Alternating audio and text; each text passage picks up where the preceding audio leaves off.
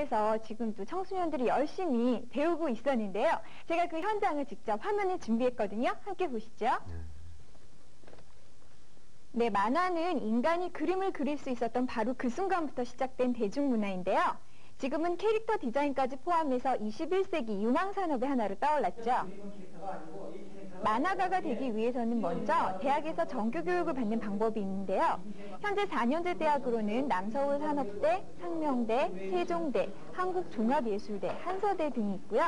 2년제 대학으로는 경민대, 개원조형예술대, 백제대, 웅진대, 청강문화산업대 등이 있습니다.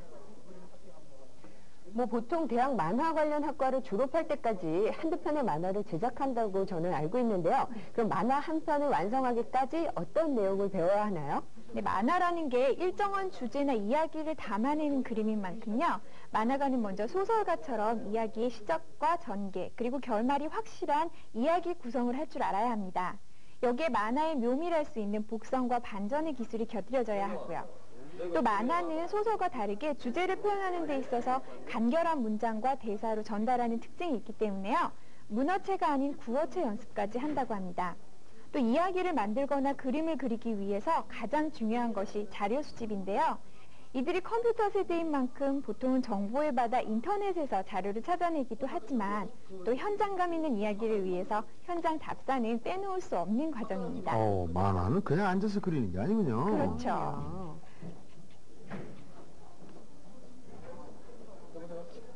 지금 수업 끝난 거냐, 거의? 그리고 좋은 만화의 또 한 가지 조건. 등장인물의 캐릭터를 확실하게 설정을 해줘야 합니다. 인물의 생김새와 그에 맞는 성격과 대사를 창출하는 매력적인 작업이죠. 물론 만화의 표현, 그러니까 그림이야말로 경쟁력 있는 만화가가 되기 위한 가장 중요한 실력입니다. 요즘은 출판 만화에 채색을 하기도 하고요. 컴퓨터를 이용한 작업을 배우기도 하는데요. 특히 애니메이션을 만들기 위해서는 특수 장비를 사용하는 방법까지도 배운다고 합니다. 보통 대학 만화 관련 학과에서는 출판 만화뿐만이 아니고 애니메이션도 함께 가르치는 모양이죠? 네, 그렇습니다. 네, 이렇게 전문적인 교육 과정을 거친 학생들의 아이디어를 국가기관에서 활용하고자 하는 의뢰가 들어오기도 하는데요. 지금 이 모습은 학생들이 정부의 대북 정책 홍보 만화를 준비하는 것입니다. 그런 것 갖다가 대생을 한다는 거는 자리를 옮겨서 만화가가 되기 위한 사설 교육기관을 찾아봤는데요. 만화 전문 학원은 물론 언론사에서 운영하는 문화센터에도 만화를 가르치는 교육과정이 있었습니다. 네, 이 사설 학원의 교육기간은 그럼 보통 어느 정도인가요? 네, 각 교육 내용과 수업의 정도에 따라서 3개월 단기 과정에서부터 1년의 전문 과정까지 있는데요. 만화에 대한 포괄적인 교육은 받지 못하지만 자신의 그림 실력이나 하고자 하는 일에 꼭 필요한 내용만 뽑아서 배울 수 있다는 장점이 있습니다. 사설 학원이어서 그런지 배우는 사람들 연령층도 참 다양하네요. 자, 우리 옛날 만화를 배우는 시간인 것 같아요? 네, 사설학원이라고 해도 교육과정에 따라서 이렇게 이론 교육 시간이 있습니다. 네, 그러면요, 사설학원의 수업료는 얼마나 되던가요? 네, 한 달 수업료가 10만 원에서 20만 원 사이예요. 다른 예술 관련 학원에 비해서는 저렴한 편이죠. 또 출판 만화의 경우는 만화의 기본 교구가 연필이잖아요. 그래서 특별한 교재나 교구도 별로 필요하지가 않다고 합니다. 네, 그럼 사설 학원의 교육 내용은 어떻습니까? 보통 출판 만화 창작반, 만화 이야기 창작반, 만화 비평반, 애니메이션반이 있는데요. 학원에 따라서 배경만 배우는 배경부, 색칠만 배우는 채색부 등으로 더욱 세분화된 교육과정도 있고요. 하지만 사설교육기관인 만큼 배우는 내용은 만화의 이론보다는 이야기 구조를 세우고 그 시간 안에 만화를 완성시켜서 평가받는 실습 위주였습니다. 한번 쭉 보십시오. 그리고 자, 이제 완성이 다 됐어요. 그럼 만화에 대한 평가를 잠깐 들어볼까요? 보면 알겠지만 쭉 여기 밑에까지 진행이 되죠. 그래서 그 아주머니 아들이 어딘가에서 놀고 있거나 딴짓을 하고 있을 것이다 라는 식으로 곡선을 깔아주죠. 그런 식의 어떤 이야기를 이렇게 쭉 전개시켜 가요. 그런데 맨 마지막 장면에서 딱 보니까 그게 아니고 뭐든지 다 포장을 한다. 네, 이건 학생들이 만든 졸업작품을 모아놓은 책이에요. 유명 만화 잡지나 기성 만화가들의 작품처럼 멋진 기술을 사용했다거나 재밌는 부분은 좀 약했지만요. 문제의식과 또 독특한 개성을 가지고 그린 그림체였다는 건 우리 만화 산업의 내일이 그만큼 밝다고 말해주는 것 같았습니다. 예, 만화가가 될 수 있는 교육 과정을 우리 두루 살펴봤는데요. 그러면 이 과정들을 이수하고 나면은 바로 만화가가 될 수 있는 건가요? 네, 물론 뭐 처음부터 독립적으로 만화가로 활동을 하고 있는 분들도 계시는데요. 대부분은 지금 활동하고 있는 기성 만화 작가의 문화생으로 먼저 일을 배우고 난 다음에 만화 잡지의 공모전을 통해서 데뷔를 하거나 아니면 자기가 직접 그린 그 만화를 가지고 출판사를 찾아가서 실력을 인정받는 경우가 있습니다. 이 만화 잡지의 공모전을 통해서 데뷔한다는 거는 소설가들이 글쎄 신춘 말이에요. 문예를 통해서 데뷔하는 거하고 거의 비슷하네요. 예. 네. 그렇게 만화 잡지 공모전이나 또 잡지사에 직접 작품을 들고 가서 인정을 받는 경우도 있다고 했는데, 그러면 그렇게 해서 인정을 받게 되기까지 좀 이렇게 수련 기간이 필요하지 않을까 생각이 되는데, 어느 정도 지나야 데뷔가 가능한가요? 만화도 예술의 한 분야인 만큼요, 어느 정도 경력이 쌓여야 된다 이런 거는 없어요. 하지만 뭐 대체적으로는 한 1, 2년 정도 화실에서 일을 배우고요. 그리고 그 다음에 2, 3년 정도는 펜터치나 배경을 그리고 난 다음에 자신의 작품을 가지고 데뷔를 하게 됩니다. 네. 그러면 윤영 씨, 만화가가 되기 위한 가장 기본적인 자질은 어떤 거라고 생각하십니까? 기본적인 자질. 만화가가 되기 위해서는 만화를 잘 그리는 게 가장 기본적인 네. 자질이겠죠. 네. 그리고 그것과 함께 또 만화가의 마감일을 엄수하는 것도 참 중요합니다. 만화 잡지가 주간지잖아요. 그렇죠. 그러니까 매주마다 앞뒤로 20장, 그러니까 40페이지의 분량을 다 그릴 수 있는 능력이 돼야 되고요.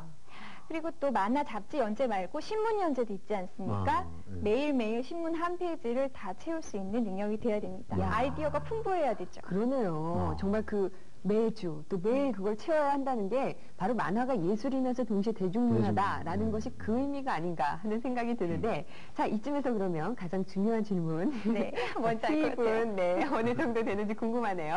네, 수입은 처음에 일을 배우는 동안에는요, 일반 직장인보다는 적습니다. 하지만 선배 작가의 작품의 배경이라도 맡아서 그리게 되면요, 일반 직장인보다 수입이 많아진다고 합니다.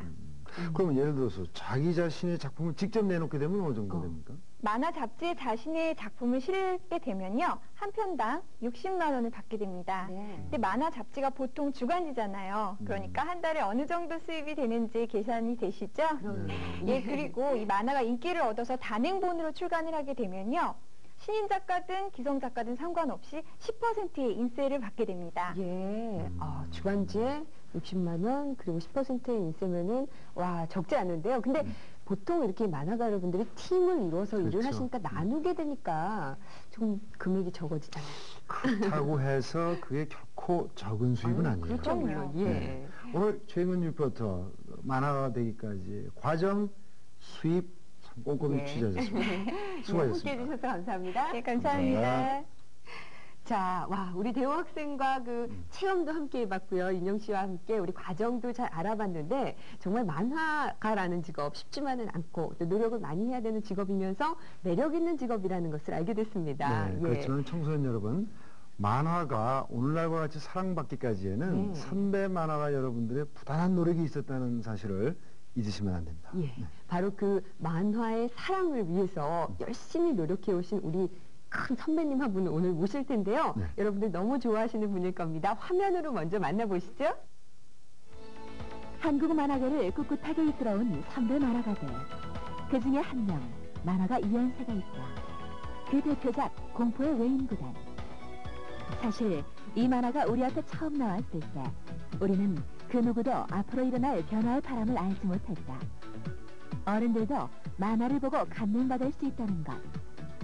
만화가 이연세를 통해 어린아이들만의 전유물이라 생각되었던 만화가 비로소 온 국민의 사랑을 받는 대중문화로 우뚝 서게 된 것이다.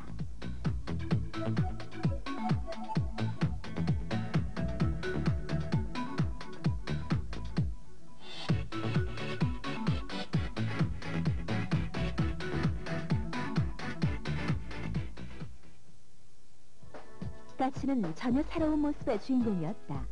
쓰러지고 또 쓰러져도 꺾이지 않는 의지를 갖고 있었으며, 그전 만화 주인공에게서는 볼 수 없었던 살아 움직이는 근육을 갖고 있었기 때문이다.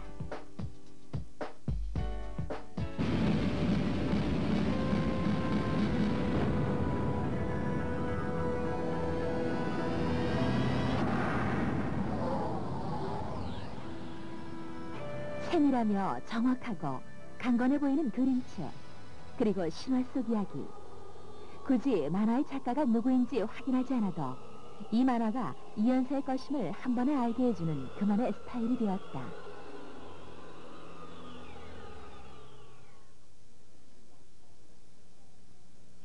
예나 지금이나 만화가가 되기 위한 방법은 선배 만화가의 문화생이 되는 것. 그에게도 많은 문화생들이 있었는데 지금 그는 2명의 스토리 작가와 4명의 문화생과 함께 일하고 있다. 하지만 까치 화실 안에 있다고 해서 모두 그의 작품을 도와주고 있는 이들은 아니다. 이미 독립한 문화생들도 이곳 까치 화실의 한 식구. 그중 어떤 이는 자신만의 새로운 캐릭터를 만들어 전혀 새로운 만화를 그리기도 하고, 또 어떤 이는 그의 분신과도 같은 까치와 엄지를 가지고 다른 작품을 준비하고 있다. 그럼 원래까지는 그러면 면접까지도 못 갔어? 갔죠. 만화가 이연세에게 하루 일정표란 없다. 생각날 때 연구하고 하고 싶을 때 공부한다. 그때그때 가장 열심히 할 수 있는 일을 찾아 하기 때문이다. 하지만 그에게도 결코 빠뜨릴 수 없는 일정 하나가 있다. 매주 금요일 대학 강단에 서는 일. 현장 경험이 많다고 해서 강의가 그냥 이루어지는 건 아니다. 이론적으로도 완벽하기 위해 그는 정확한 정보를 찾는다. 그의 강의 준비는 여느 수험생 못지않은 공부 시간. 이 강의를 통해 그간 현장 실무 경험을 이론화시키는 작업을 함께 해나가고 있기 때문이다. 살려라 그러면 이제 이 학생 목소리를 살려놓을까?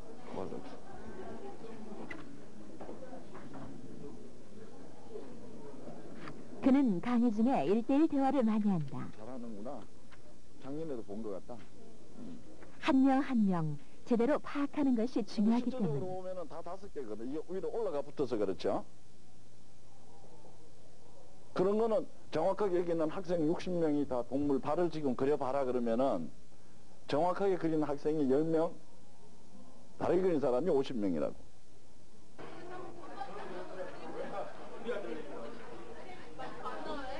그는 가능하면 학생들의 모임에 빠지지 않는다.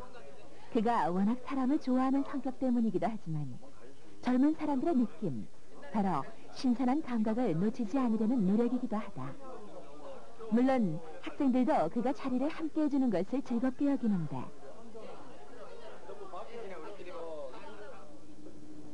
늦은 시간 아이디어 회의가 열렸다.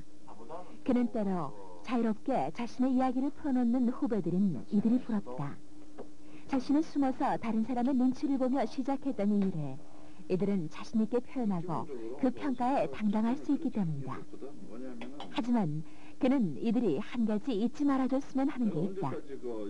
그건 바로 그동안 사회의 편견과 싸우면서 이룩한 선배 만화가들의 노력이다. 새로운 아이디어가 정해지면 그에게 낮과 밤은 의미가 없어진다. 그림 구성에 한번 속도가 생기면 만족할 만한 그림이 나올 때까지 끝도 없이 그리기 때문. 이런 투철한 작가 정신이 없었다면 지금의 이연세라는 위치는 이룰 수 없었을 것이다. 또한 늦은 밤, 피곤함을 잊고 그림에 몰두할 수 있게 하는 일에 대한 열정.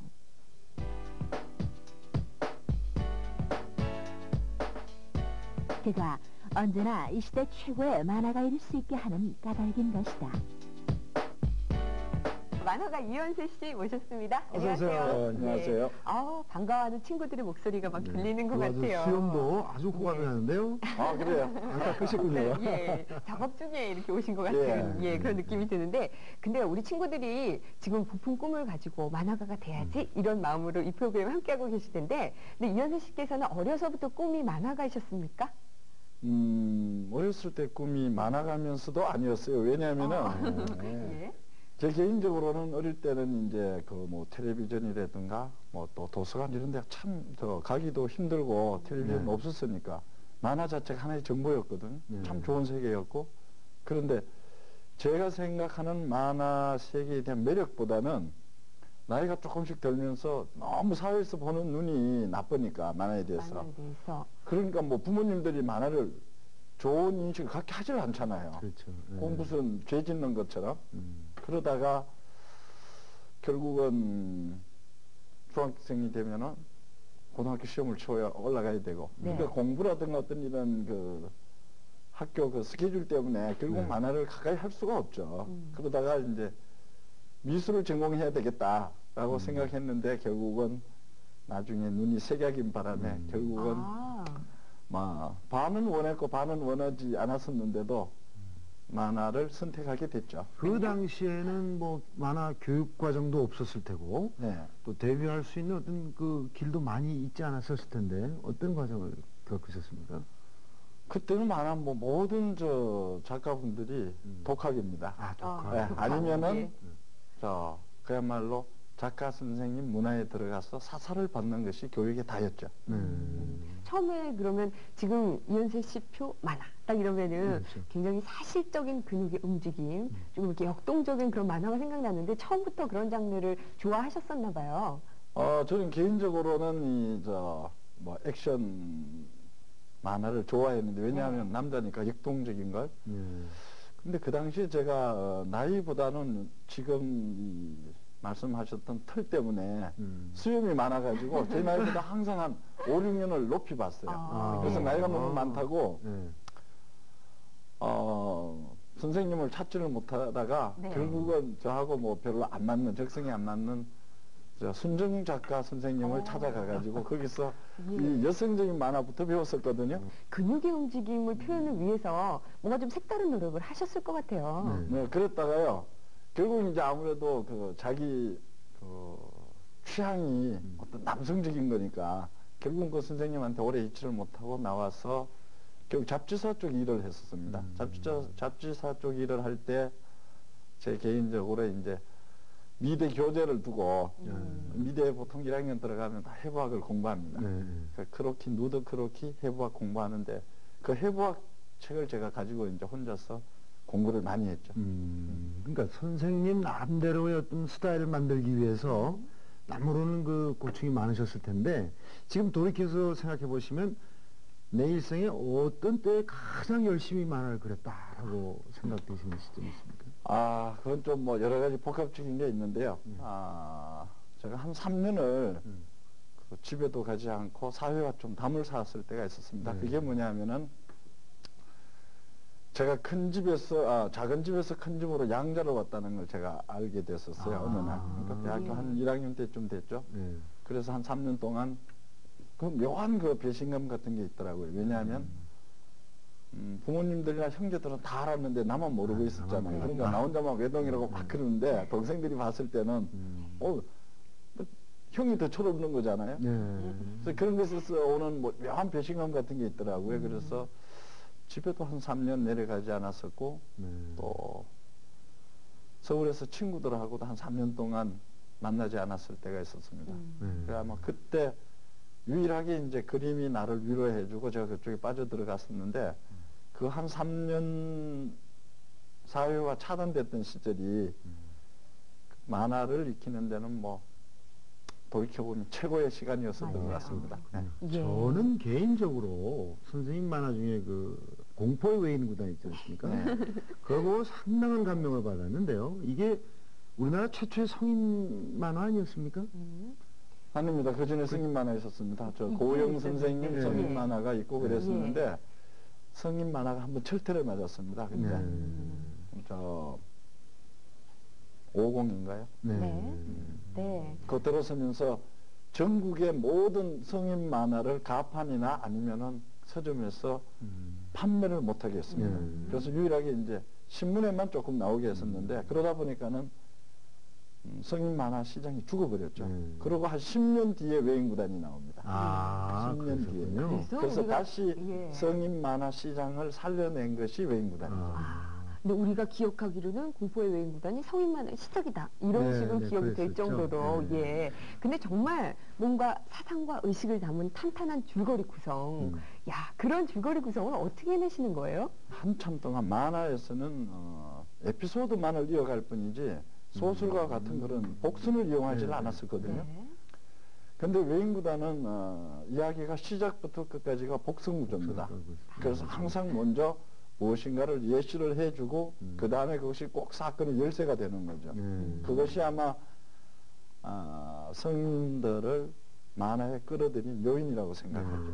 뭔가 심각함을 담고 있는 만화, 예, 네. 그저 즐겁기만 한 네. 만화에서, 예. 자, 그러면 대선배로서 네. 이제 지금 많은 젊은 후배들이 만화가가 되고 싶어 하는데 선배로서 한 말씀 해주신다면 어떤? 저희들 같은 경우는 제 세대까지는 만화가라는 직업을 자랑스럽게 생각도 해보지 못했었고 또 사회로부터도 만화라는 직업이 그렇게 뭐 직업 취급을 못 받았었거든요. 그리고 어떻게 보면 저희들은 이제 만화를 어떤 그 대중예술로 인정받기 위해서 사온 세대라고요. 네.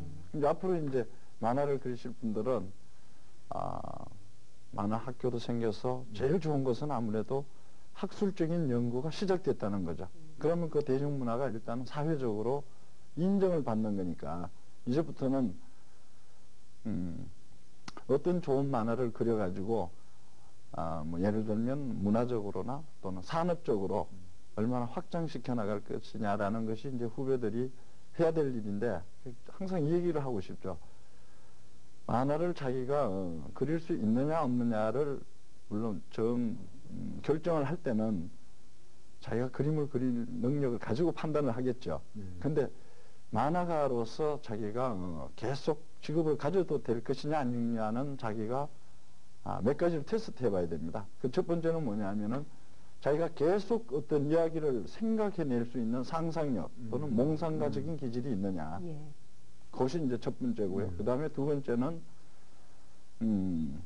매일매일 새로운 꿈을 꿀 만큼 자기한테 어떤 모험적인 진취적인 그런 기질이 있느냐. 기질이 있느냐. 네. 이 두 가지가 제가 볼 때는 제일 중요합니다. 그것만 있으면 계속 많은 새로운 아이디어에 따라서 많은 작품을 계속 쏟아내게 되죠. 예.